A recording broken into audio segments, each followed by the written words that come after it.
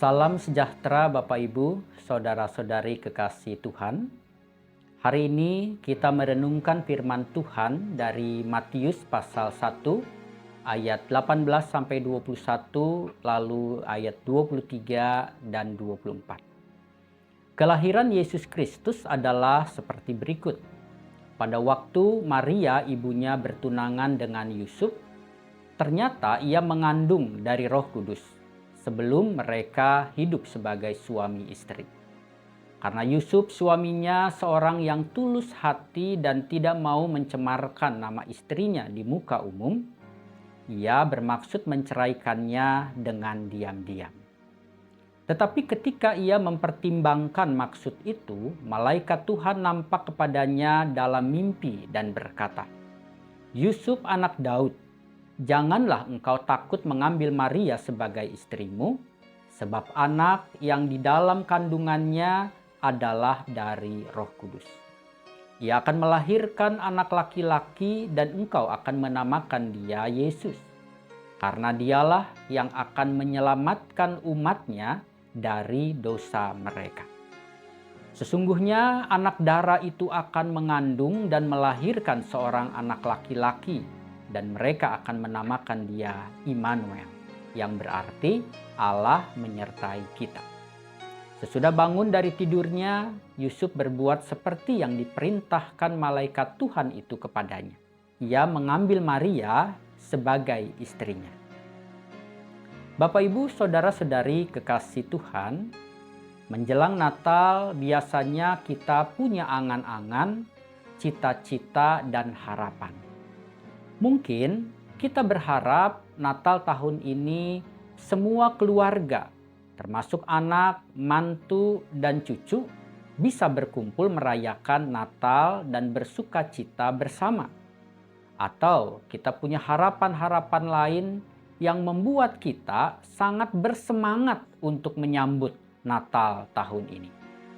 Dalam harapan dan semangat menyambut Natal itu, Bapak Ibu, misalkan tiba-tiba saja kita mendapat berita bahwa salah satu anak mantu tidak dapat hadir karena urusan pekerjaannya.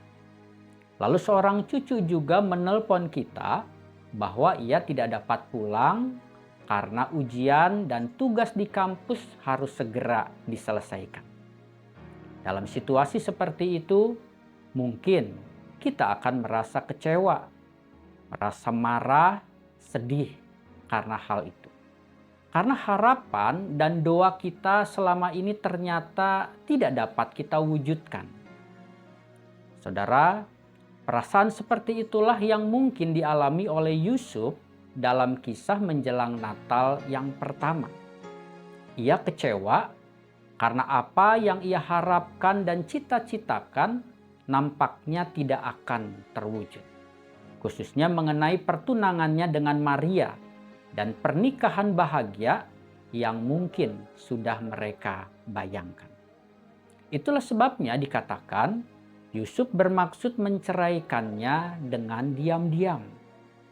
Yusuf akan menceraikan dengan diam-diam karena Yusuf kecewa mendengar berita atau pengakuan Maria tunangannya bahwa ia sedang mengandung.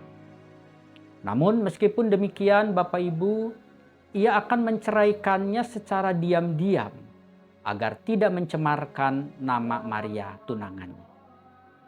Ini karena Yusuf adalah seorang pria yang tulus hati. Ia orang yang budiman, ia orang yang baik hatinya. Kata tulus hati dalam ayat 19 ditujukan untuk orang yang pikirannya, perasaannya, dan perilakunya selaras dengan kehendak Allah. Sehingga Bapak Ibu, meskipun kecewa, Yusuf tidak bertindak gegabah, melainkan mempertimbangkannya agar ia tidak mencelakakan tunangannya tersebut. Dalam mempertimbangkan itulah Bapak Ibu, malaikat Tuhan memberitahunya dari dalam mimpi bahwa Maria mengandung dari Roh Kudus. Lalu dikatakan pada ayat 24, sesudah bangun dari tidurnya, Yusuf berbuat seperti yang diperintahkan oleh malaikat Tuhan itu kepadanya. ia mengambil Maria sebagai istrinya. Saudara kekasih Tuhan, Yusuf tidak membuat keputusan berdasarkan pikiran dan keinginan hatinya semata. Tetapi keputusannya lahir dari keyakinan akan rencana dan kehendak Allah di dalam hidupnya. Yusuf belajar suatu pelajaran penting pada Natal yang pertama, bahwa Natal adalah menyambut dan merayakan Juru Selamat yang datang ke dunia untuk kita. Natal bukanlah tentang mengutamakan ego, pemikiran, keinginan, dan kesukaan sendiri, melainkan tentang menundukkan pikiran dan perasaan sendiri pada kehendak dan rencana Allah bagi dirinya dan bagi dunia. Itulah yang harus diutamakan untuk menyambut bayi Yesus di dalam hidupnya. Saudara kekasih Tuhan, dari kisah ini kita belajar bahwa menyambut Natal memang bukanlah soal memenuhi keinginan kita, harapan kita untuk kesenangan kita semata.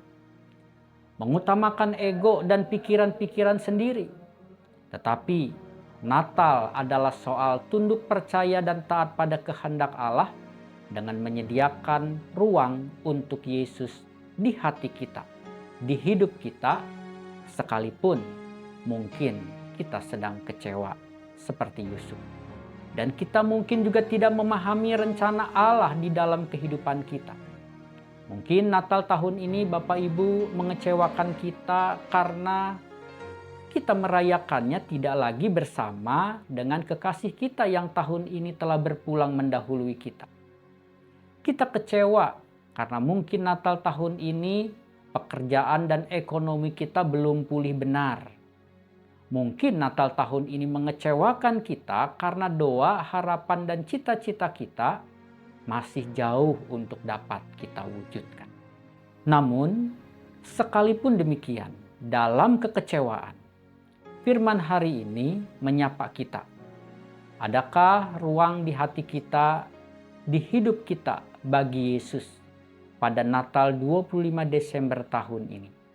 Karena Ia Sang Immanuel mau tinggal bersama dengan kita, menyertai kita, menapaki hari-hari sepanjang hidup ini. Kiranya firman Tuhan menerangi hati kita dan Roh Kudus menolong kita untuk percaya, tunduk dan patuh pada kehendak Bapa, sehingga hidup kita berkenan kepadanya. Amin.